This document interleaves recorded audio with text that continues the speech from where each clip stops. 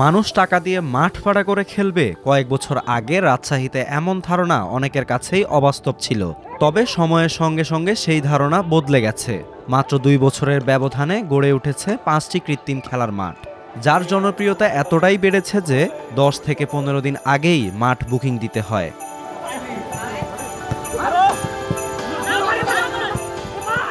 রাজশাহী শহরের উত্তর পাশে বিহাজ থেকে বিমান চত্বর পর্যন্ত সড়কের মধ্যে গ্রামীণ পরিবেশে ঘেরা নাদের হাজির মোড়। সেখানে 300 থেকে 400 মিটারের মধ্যে রয়েছে 5টি টার্ফের মাঠ। আলো ঝলমলে কৃত্রিম ঘাসের মাঠে বিকেল নামলেই জমে ওঠে ফুটবল, ক্রিকেট সহ নানা ধরনের খেলা। কখনো কখনো খেলা গড়ায় রাত পেরিয়ে ভোর পর্যন্ত। কিশোর, তরুণ সহ সব বয়সীদের কোলাহলে মাঠগুলো মুখর হয়ে ওঠে। সবাই খেলাধুলার মধ্যেই থাকে কি হ্যাঁ খেলতে যাবো আমি সেদিন, এর কোনো অনুভূতির কারণে দেখা যাচ্ছে ছেলেপেলে অন্যদিকে যাচ্ছে না, সবাই একসাথে থাকছে। আমাদের এলাকার ছেলেপেলে সবাই একসাথে খেলাধুলা করছি রেগুলার, এটাই ভালো লাগে আমাদের। তাই এখন আমরা সবাই যেরকম 150-200 যে যেরকম পারে, ছোটোটা 150 এভাবে সহযোগিতা করেই নেওয়া হয়, বড় ছোটো বেশি কম বেশি করে নেওয়া হয়। এভাবেই আমাদের 2200 টাকা পড়েছে এবং 90 মিনিট খেলেছি আমরা, খেলাটা ভালো হয়েছে। এখানকার পরিবেশটা খুবই সুন্দর, মাঠটাও অনেক বড়। আমাদের অনেক ছেলেপেলে এখানে আসে যারা নেশার সাথে জড়িত ছিল, তারা খেলার জন্য তারা নেশামুক্ত হয়ে গেছে।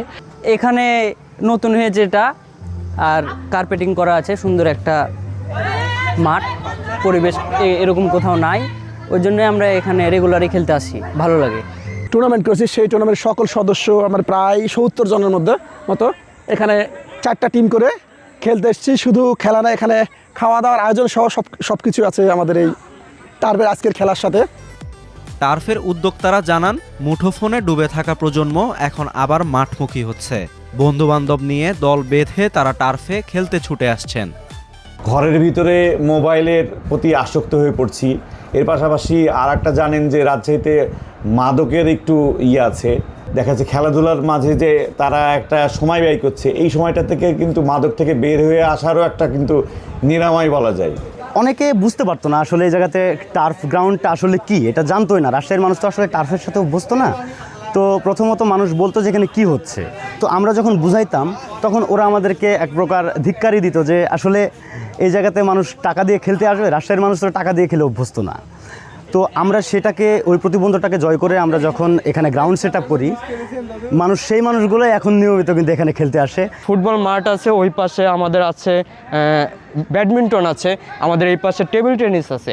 তো সেই ক্ষেত্রে হয় কি যে আমরা এক জায়গাতে যখন 3-4টা একটা খেলা আয়োজন করছি, তখন অটোমেটিক কারো মনে একজনকে দেখো আরেকজন অনুপ্রেরণা পাবে যে না আমিও যাই খেলি।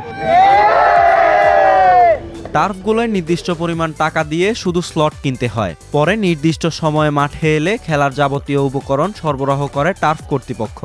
এমনকি মাঠে কেউ আহত হলে তার প্রাথমিক চিকিৎসাও দেওয়া হয়। রাজশাহীতে পর্যাপ্ত বিনোদন কেন্দ্রের অভাব দূর করতে তরুণদের প্রথম পছন্দ এসব ইনডোর টার্ফ।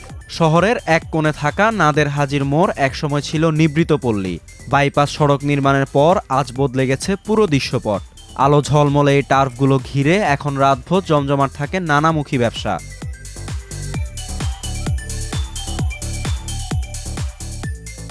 শুধু খেলার মাঠই নয়, সুইমিং পুল আর রেস্তোরাঁর ছোঁয়ায় এলাকাটি এখন রূপ নিয়েছে রাজশাহীর এক প্রাণবন্ত বিনোদন কেন্দ্রে।